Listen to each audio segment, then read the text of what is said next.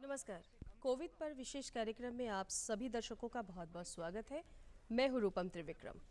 कोविड-19 महामारी कुछ दिन पहले अपने चरम पर था।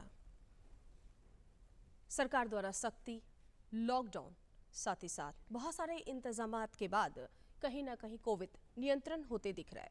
दूसरी ओर देशवासियों को लगातार सरकार द्वारा युद्ध स्तर पर वैक्सीनेट कराने की भी कार्यक्रम जारी है और आज का जो आंकड़ा है 23 करोड़ से अधिक लोगों को वैक्सीनेशन कराया जा चुका है देश में।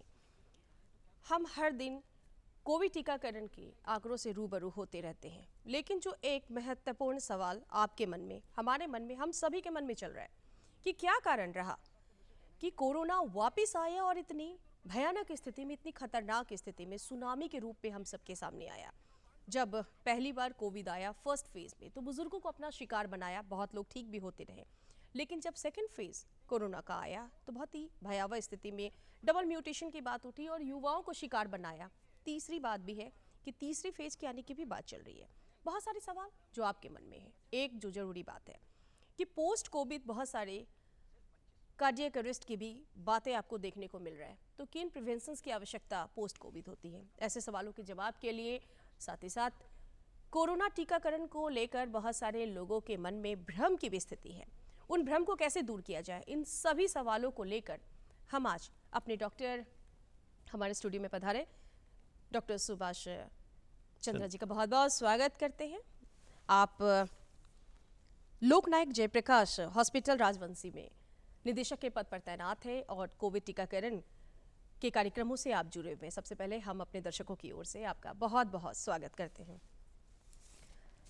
डॉक्टर साहब, हम अपने दर्शकों की ओर से पहला सवाल जो लेने वाले हैं कि कहाँ चूक हो गया, क्योंकि पहला जो कोविड का फेज आया हमने बहुत सारे सबक सीखे। हमें ये पता भी चला कि किन किन क्या क्या बचाव करना चाहिए, मास्क लगाना चाहिए, समय समय पर खुद को सैनिटाइज करना चाहिए। पूरा देश अवेयर था, फिर भी कोरोना भयावह स्थिति में सामने आया। क्या रीज़न रहा, कहाँ लापरवाही हुई? देखिए, आप शुरू में ही लापरवाही और चूकने की बात कर रही हैं। मेरा मानना है कि कोविड को पहले समझना है। कोविड जो हमारी पॉपुलेशन में इफ़ेक्ट कर रहा है उसमें करीब 90% पॉपुलेशन एकदम ठीक हो रहे हैं, लेकिन 5 to 10% पॉपुलेशन है जो इसके शिकार हो रहे हैं। वहाँ पे जैसे लोगों को पता चला कि इम्यूनिटी के बारे में, तो ये कोई भी वायरल इन्फेक्शन हो रहा है किसी को भी तो उसके इम्यून सिस्टम पर डिपेंड कर रहा है। अब इतने बड़े पॉपुलेशन में जाहिर सी बात है कि कुछ लोगों का इम्यूनिटी कम होगा, कुछ कोमॉर्बिड से परेशान लोग होंगे, तो ये उन लोगों को ज़्यादातर अफेक्ट कर रहा है रादर दैन जो काफ़ी अच्छे इम्यून सिस्टम के हैं और जिनका एक्सरसाइज वगैरह कर रहे हैं, खान पान लाइफस्टाइल अच्छा है। तो ये तो इम्यूनिटी एक बहुत बड़ा रोल प्ले करता है। हम लोग का लाइफस्टाइल आज क्या हो गया, लोग सब्जी भी लेने जाते हैं तो एक स्कूटर से जाते हैं, पैदल नहीं चलते हैं, घर पे कोई ऐसा फिज़िकल वर्क नहीं करते हैं। तो इससे दिन पर दिन हम लोग अपने इम्यून सिस्टम को कमज़ोर कर रहे हैं। तो कोविड भी इसी का एक नतीजा है। जिसको कोविड लगा, बहुतों को हुआ होगा, बहुत माइनर सिम्टम के साथ ये ख़त्म भी हो गया। लेकिन चूंकि पॉपुलेशन इतना अधिक है और इसमें अगर 1% की भी बात करेंगे तो आपके पास एक अच्छा खासा नंबर इन्फेक्टेड लोगों का मिलेगा जो सीरियस हो गए। और अचानक कोई चीज़ अगर होता है तो वो एक सुनामी की तरह आ जाता है। आप तो तैयार नहीं रहते, कोई भी तैयार नहीं होता है। अब छोटी सी एग्जाम्पल लीजिए, आप जा रहे हैं, एकाएक बारिश आ जाए तो आप अपना बचाव कैसे करेंगे? आप तो भीग ही जाएंगे। तो इस तरह से मेरा मानना है, चूक आप लापरवाही को आप तो साइड कर दीजिए, हम लोग को और क्या करना चाहिए था। ये मेरा महत्वपूर्ण सवाल है कि चूक कहाँ हुई, लापरवाहियाँ कहाँ रही कि जिसके कारण जो है सेकेंड वेव इतना खतरनाक स्थिति में सामने आया? तो उसके लिए तो हम ये कहेंगे कि देखिए, आदमी नॉर्मल वे में एक नॉर्मल रूप से तैयार रहता है। ये नहीं सोचता है कि किस तरह से किसी चीज़ का, जब कोई बारिश आती है, आंधी आती है, तो उसकी तैयारी पहले से, अब ऐसा भी पता नहीं था कि इसका सेकंड फेज़ इतने तेज़ी से आ जाएगा। ये तो जैसे आप एक मामूली सर्दी खांसी को ले लीजिए, सर्दी खांसी क्या है? वो भी एक वायरल इन्फेक्शन है जिसके कारण आदमी इन्फेक्ट होता है। क्या कोई भी व्यक्ति सर्दी खांसी से बच सकता है? नहीं बचता है, उसको भी ये सर्दी खांसी होती है। लेकिन इसका संक्रमण थोड़ा अधिक था। जो लोग कोमॉर्बिड से, जैसे डायबिटीज़ है, हाइपरटेंशन है, ये सब चीज़, क्या कम उम्र में ये सब चीज़ें नहीं है क्या? वो भी हैं। इसलिए वैसे ग्रुप को ये पकड़ लिया। और मेरा और थोड़ा सोचना है ये कि जो बहुत कैजुअल रहे हैं, जैसे बहुत अच्छे से ये बताया जा रहा था कि अपना आप मास्क लगाइए और सोशल डिस्टेंसिंग कीजिए। आप बाज़ार में देखिए, कोई आदमी इस चीज़ को फॉलो नहीं करेगा। वो लोग मास्क नहीं लगाएंगे, सब लोग एक दूसरे से सट के रहेंगे। मैं तो बताऊं कि जब हॉस्पिटल्स में, चाहे किसी भी पब्लिक प्लेस पर, लोग इस चीज़ से अवेयरनेस को ध्यान नहीं रखें, और अगर कोई चीज़ हम खुद नहीं अपना बचाव करेंगे तो सरकार और क्या कर सकती है? इस अवेयरनेस को आप लोगों के माध्यम से भी बताया जा रहा है। अब माध्यम तो देखिए, टेलीफोन है, टेलीफोन में फ़ोन आप कहीं भी लगाएंगे तो यही बात बताता है, फिर भी लोग नहीं इसको मान रहे हैं। तो आपके माध्यम, दूरदर्शन के माध्यम से हम लोगों को भी बताना चाहेंगे कि आप थोड़ा फिजिकल डिस्टेंसिंग, सोशल डिस्टेंसिंग कहिए या फिजिकल डिस्टेंसिंग, क्योंकि वायरस इतने दूर नहीं जा सकता है। और आप मास्क लगा लें तो हम समझते हैं कि इससे हर कोई बच सकता है। बहुत उचित आपने जानकारी दी। लेकिन जो बातें चलकर आ रही है, क्योंकि फर्स्ट फेज़ में जहां बुजुर्ग बहुत ज़्यादा शिकार हुए, वहीं सेकेंड फेज़ में हमारे देश के युवा सबसे ज़्यादा शिकार हुए। थर्ड फेज़ की भी बात चल रही है। टीकाकरण की अगर हम बात करते हैं तो कितना ज़रूरी है टीकाकरण? देखिए, टीकाकरण तो एक अमृत जैसा चीज़ है। वो इसी वायरस से, एंटीजन से एंटीबॉडी हमारे अंदर डेवलप करेगा। तो हमारे अंदर जब एंटीबॉडी डेवलप करेगा तो हमको जो इम्यून सिस्टम, उसको और स्ट्रॉन्ग बना देंगे हम, तो वो इससे फाइट करने में आपको सहयोगी होगा। तो ये तो एक अमृत के तरह है जो हर एक व्यक्ति को लेना चाहिए। लोग सोचते हैं कि मैं ज़रा देख लूँ, उसको देख लूँ। अभी ये समय नहीं है कि कोवैक्सीन अच्छा है कि कोविशील्ड है। मेरा ये सवाल आगे होने वाला था। अच्छा जी। कि हम जैसे पढ़े लिखे लोग भी जब वैक्सीनेशन के लिए जा रहे होते हैं, तो मैं भी ये पूछ रही थी कि कोवैक्सीन लूँ या कोविशील्ड लूँ। तो ये एक भ्रम की स्थिति सभी के मन में है कि कोवैक्सीन अच्छा है कि कोविशील्ड अच्छा है। तो डॉक्टर साहब, ये हमारे दर्शकों को विस्तार पूर्वक एकदम समझा के बताएं कि क्या जरूरी है और क्या ज़रूरी नहीं है। देखिए, आम जनता, उनको ये मैसेज होना चाहिए कि आज का जो समय है, इसमें इसके चिंतन और इसके साइंस में नहीं जाना है कि हमारे कोवैक्सीन अच्छा है या कोविशील्ड। आपको जो वैक्सीन मिलता है वो वैक्सीन ले लीजिए, वही अच्छा है। क्योंकि एक चीज़ जान लीजिए, वैक्सीन कोई ऐसी मामूली खांसी की दवा नहीं है जो कहीं जगह बनती है। वो पूरे भारतवर्ष में सिर्फ एक ही लैब है जहां बन रहा है, भारत बायोटेक हैदराबाद में, और एक पूना में बन रहा है। तो बहुत अच्छे लैबोरेटरी में बहुत मेहनत से इसको बनाया जाता है। तो ये बनने का, और इस पर तो आप कोई चैलेंज नहीं कर सकते। हाँ, थोड़ा टेक्निक अलग है, थोड़ा साइंस अलग है, वो कोवैक्सीन का और कोविशील्ड का। और जी डॉक्टर साहब, एक जो ज़रूरी सवाल है कि लोगों के मन में ये भी चल रहा है कि हमने वैक्सीनेशन ले लिया, हमने अपने आप को वैक्सीन लगवा लिया है, तो अब ज़रूरी नहीं है कि हम कोरोना गाइडलाइंस को फॉलो करें। तो क्या ये जो टीकाकरण है वो हमारे शरीर की रक्षा कर रहा है, या फिर जो हमारे शरीर में जो बीमारियां हैं या होने वाली बीमारियां हैं उससे हमारी रक्षा कर रहा है? देखिए, वैक्सीन तो आपको 100% प्रोटेक्शन नहीं दे सकता है। वो आपके अंदर एक एंटीबॉडी बनाया और आपको एक अच्छे जगह पे ला दिया। इसके बाद का प्रोटेक्शन आपको करना है, जैसे मास्क लगाना है, सोशल डिस्टेंसिंग, ये सब करना है। अच्छे इम्यूनिटी बढ़ाने के लिए सब्जियां और वगैरह वगैरह, अच्छे एक्सरसाइज करना चाहिए, मॉर्निंग वॉक करना चाहिए, डीप ब्रीदिंग एक्सरसाइज जिसको अनुलोम विलोम कहते हैं वो करेंगे, अपने लंग्स को इम्प्रूव करेंगे। तो वैक्सीन जो है ये इससे नहीं डिपेंड करता है कि मुझे कौन सी वैक्सीन लेनी है और कौन वैक्सीन नहीं लेनी है, ये इसका एफिकेसी रेट क्या है। जो भी एफिकेसी रेट है, एक चीज़ मान लीजिए, 100% किसी का नहीं है। वो अपना, अच्छा अभी कोरोना तो कितने दिन से आया ही है, ये तो blind man touching an elephant, जो जिस चीज़ को देखा, कुछ वक्त और हो जाएगा तो इसके और भी अच्छे अच्छे परिणाम आएंगे। शोध चल रहा है और इसके नतीजे हैं। अभी परसेंट में आप एक चीज़ खाली जानिए, 100% कोई नहीं है। आपको अपना बचाव करना है, इम्यूनिटी बढ़ाना है, और ये बस इतनी तैयारी आपको ज़रूर करना है।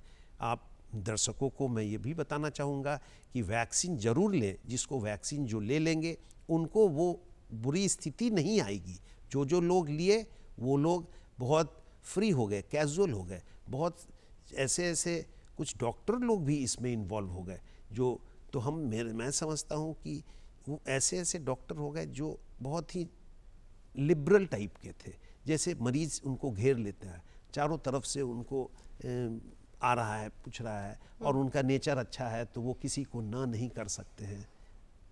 बिल्कुल बिल्कुल, आप सही कह रहे हैं। हमने खासकर हम अपने बिहार की बात करें तो 500 से अधिक डॉक्टरों को हमने खोया है।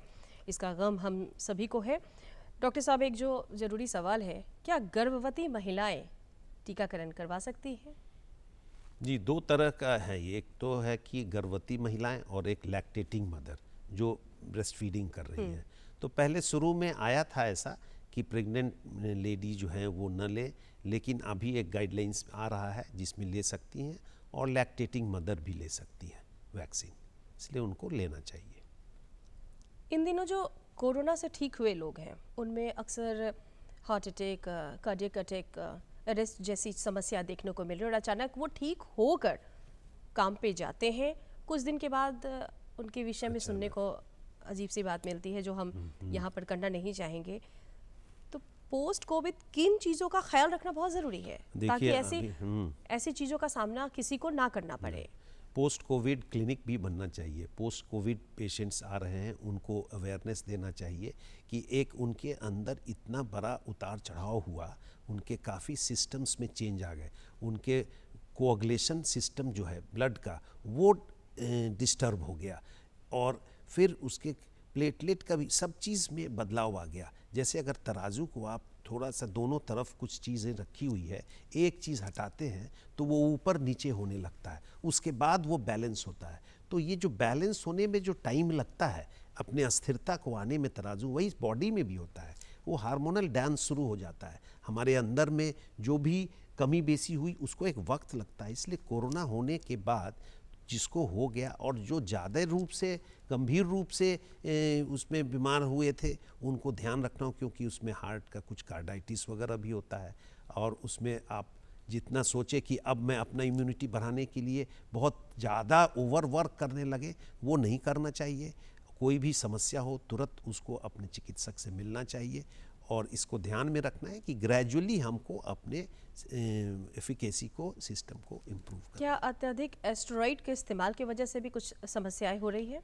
जी देखिए, स्टेरॉयड का एक यूज़, ये एक तरह से दुधारी तलवार है। अगर इसको सही ढंग से नहीं यूज़ किया जाएगा तो उस आदमी के लिए घातक बन जाएगा। जैसे लोग सुन लिए कि कॉर्टिकोस्टेरॉइड्स खाना है, अब किस दिन आपको खाना है?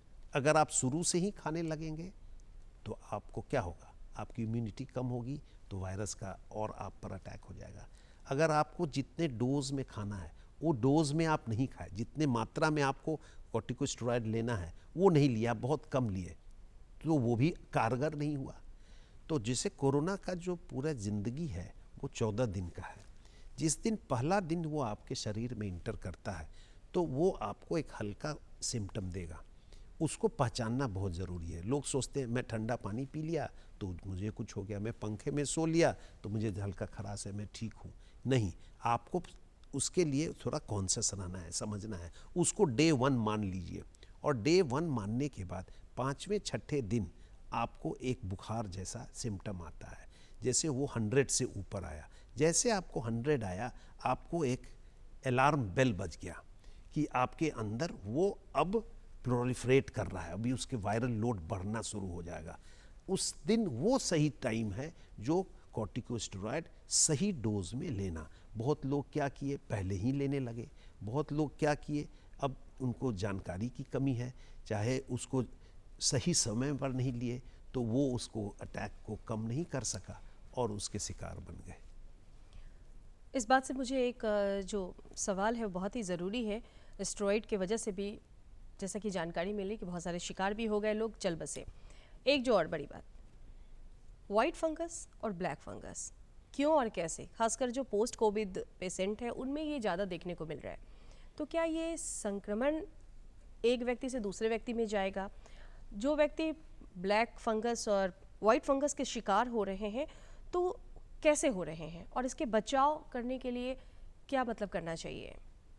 बस किसी भी चीज़ का अगर आपके, या वो टीबी हो, फंगस हो, चाहे बैक्टीरियल इन्फेक्शन हो, आपके शरीर के अंदर वो इंटर करता है। आपके शरीर के अंदर आपकी एंटीबॉडी वगैरह रहते हैं कि उससे वो फाइट करता है। अगर वो फाइट करने में कमज़ोर पड़ जाएगा तो वो उसको ओवर पावर कर लेगा। ये बेसिक प्रिंसिपल है किसी भी इन्फेक्शन का होने का। तो अभी इसलिए जो ज़्यादा ओवर यूज़ कॉर्टिकोस्टेरॉइड्स का हुआ तो इम्यूनिटी कम हो गई, तो उससे ब्लैक फंगस हुआ, क्योंकि एटमॉस्फेयर में चारों तरफ इधर उधर सब जगह म्यूकोरमाइकोसिस जो ब्लैक फंगस है वो अवेलेबल है। और हमको कहाँ अवेलेबल है कि लोग बच सके? देखिए, अपना आप इम्यून सिस्टम को स्ट्रॉन्ग कीजिए, आप बच नहीं पाएंगे। आपको अपना इम्यून सिस्टम स्ट्रॉन्ग कीजिए, इम्यूनिटी को जानबूझकर कम नहीं करें, सही मात्रा में चिकित्सक की सलाह से आप स्टेरॉइड्स का यूज़ करें। इसके बारे में चिकित्सक लोग फ़ोन पर भी अवेलेबल हैं, कुछ भी हो तो उनसे फ़ोन से बात कर लें, वहाँ जाएं। अस्पतालों में कोविड का सेंटर है, कोविड हॉस्पिटल्स जहाँ पर चिकित्सक लोग हैं वो बताएंगे आपको। पोस्ट कोविड क्लिनिक भी होना चाहिए, वो भी चल रहा है। मैं तो अपने अस्पताल तैयारी में, चल रही है? हाँ जी चल रही है, मेरे हॉस्पिटल में ओपीडी भी चल रही है, लोग आते हैं, उनको बताया जाता है। कोविड से जो लोग लौट कर आए हैं इस जंग से जीतकर, उनके लिए भी प्रावधान सरकार द्वारा किया जा रहा है कि पोस्ट कोविड क्या प्रिवेंशन रखनी है, उसके लिए भी आपके यहाँ क्लिनिक खोला जा रहा है। बहुत अच्छी जानकारी। एक जो बात मेरे मन में है, मैं लगातार थर्ड फेज़ की बात, थर्ड फेज़ की बात, बिल्कुल, क्योंकि फर्स्ट फेज़ में बुजुर्ग, सेकंड फेज़ में हमारे युवा और थर्ड फेज़ में बच्चे। निश्चित तौर पे पेरेंट्स बहुत परेशान होंगे, और बच्चे तो नन्हे मुन्ने होते हैं, वो तो बिल्कुल अलहर से होते हैं, उन्हें क्या समझ आता है, कितना भी आप समझाएं। तो ऐसी स्थिति में पेरेंट्स को क्या करना चाहिए? देखिए, एक तो अब सरकार के तरफ से भी काफ़ी तैयारियां हो रही है, क्योंकि बच्चे का अस्पताल, बच्चे का वो मास्क सब अलग अलग साइज़ का होता है, तो इसकी तैयारियां चल रही है। मेरी बातें हो रही थी जो यहाँ बिहार में Bihar medical infrastructure corporation limited है, उनके प्रोक्योरमेंट जीएम से, तो वो बता रहे थे कि हर जगह इस तरह की तैयारियां की जा रही हैं। और इस बार सरकार हर, जैसे ऑक्सीजन की बात भी अगर ले लें तो कई ऑक्सीजन प्लांट भी खुल रहा है, मेरे अस्पताल में भी खुल रहा है, और भी जगह, हर जगह हो रही है। तो इस बार जो है तैयारी पूरी चल रही है। ये हमारा ही देश नहीं, पूरे कंट्री में अब इसकी लोग अच्छी तैयारी करके रहेंगे। और इसमें बच्चे लोगों को भी मैं बताना चाहूँगा कि उनको जंक फूड न खिलाएं।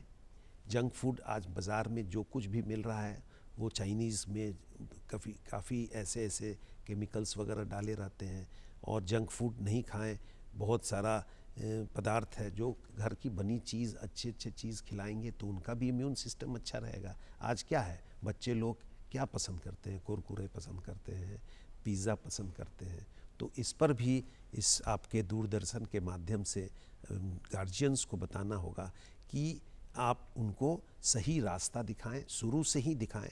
शुरू में हम ही प्रोवाइड करते हैं, बाद में हम ही मना करते हैं, तो ये भी चीज़ पर ध्यान देना है। बिल्कुल, और बिल्कुल। बच्चे के मामले में तो मेरा एक और सोच है, मैं चाहता हूँ कि आपको बताऊँ कि पेरेंटिंग का भी बहुत बड़ा रोल है बच्चे के डेवलपमेंट में।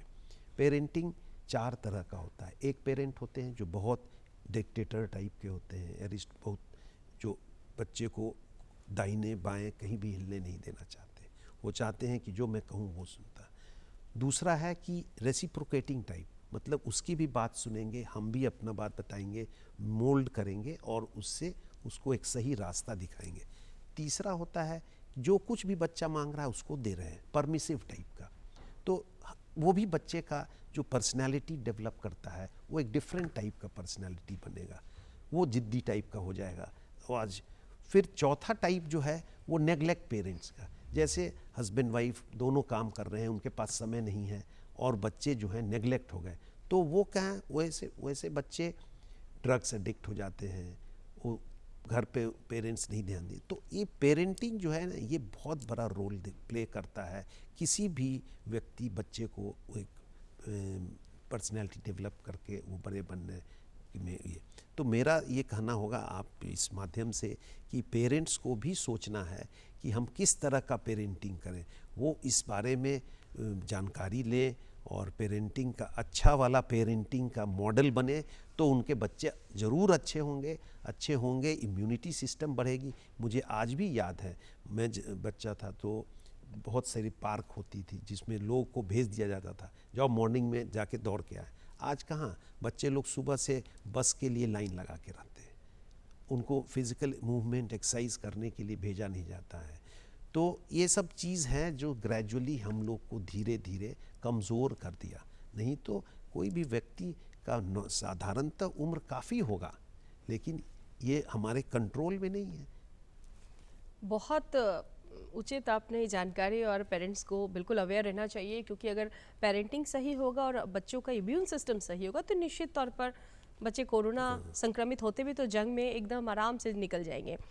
बच्चों से मुझे एक जो और मन में सवाल उठ रहा है कि वैक्सीनेशंस युवाओं के लिए भी चालू हुआ, 18 से 44 मैं भी आके आपके यहाँ लेकर टीका गई।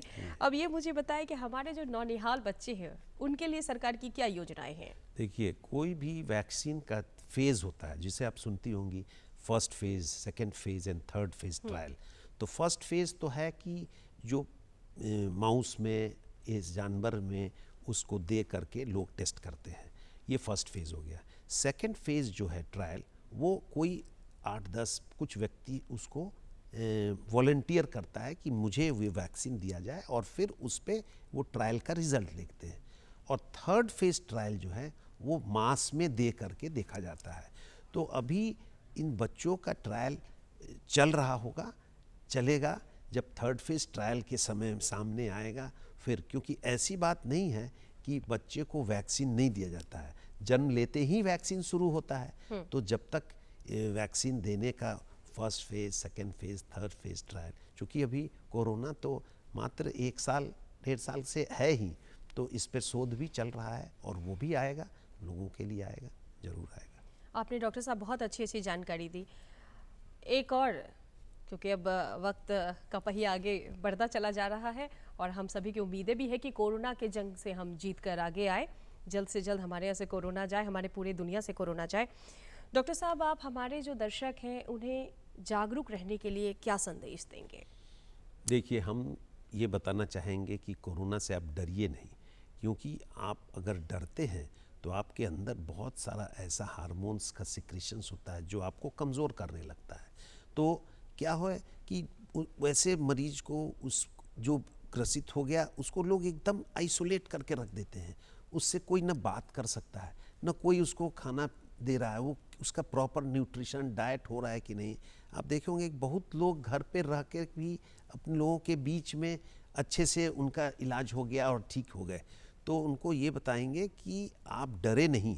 एक रिसर्च हुआ था, किसी व्यक्ति को फांसी की सज़ा दी गई, तो फांसी के लिए उसको चुना गया कि उसे फांसी न दे करके, समय हो गया है, फांसी न दे करके उसको सांप से कटाया जाएगा, और सांप से नहीं कटाना था, जो उसको दिखाया गया उसको एक सेफ्टी पिन चुभो दिया गया। वो समझता है कि मुझे, उसका माथा बंद किया गया था, तो वो डर से मर जाता है। बहुत आदमी को सांप काटता है, पॉइजनस नहीं भी होता है, लेकिन डर से वो मर जाता है। तो यही चीज़ है, आप कोरोना से डरे नहीं, आप अपना एहतियात बरतें, मास्क लगाएं, सोशल डिस्टेंसिंग करें, अपने हाथ को बराबर धोते रहें। जैसे सैनिटाइज़र लगाते हैं तो वो भी एक केमिकल है, इतना लगाएंगे तो आपके हाथ भी ख़राब हो जाएंगे। तो साबुन बहुत अच्छा चीज़ है, और इस जंग से हम लोग को मिल के लड़ना है। कोई मिथ नहीं फैलाएं, कोई भ्रम नहीं फैलाएं। डॉक्टर साहब, आपका बहुत बहुत आभार कि आपने बहुत सटीक और सही जानकारी हमारे दर्शकों को दी है, और उम्मीद करती हूँ कि हमारे जो दर्शक हैं इसका लाभ उठाते हैं तो निश्चित तौर पर कोरोना के जंग में जीत हासिल करेंगे। दर्शकों, सबसे जो महत्वपूर्ण बात डॉक्टर साहब ने कहा कि वैक्सीनेशन बहुत ही ज़रूरी है। दूसरी जो डॉक्टर साहब द्वारा कहा गया कि जो लोग कोरोना संक्रमित होते हैं कहीं ना कहीं वो नेग्लेक्टेड फील करते हैं, उनके खान पान का उचित ख्याल नहीं रखा जाता है किसी न किसी बहाने, और कोरोना जिन व्यक्ति को हुआ होता है निश्चित तौर पे वो डिप्रेशन से गुजर रहा होता है, शरीर के अंदर बहुत सारी चेंजेस होती है, तो उन्हें डिप्रेशन ना हो इसलिए आप उनका खास ख्याल रखें, प्यार से बात करें, फिजिकल डिस्टेंसिंग ज़रूरी है, मन की दूरी बिल्कुल नहीं होनी चाहिए। तो आप अपना ख्याल रखें, देखते रहें दूरदर्शन। हमें दी इजाज़त।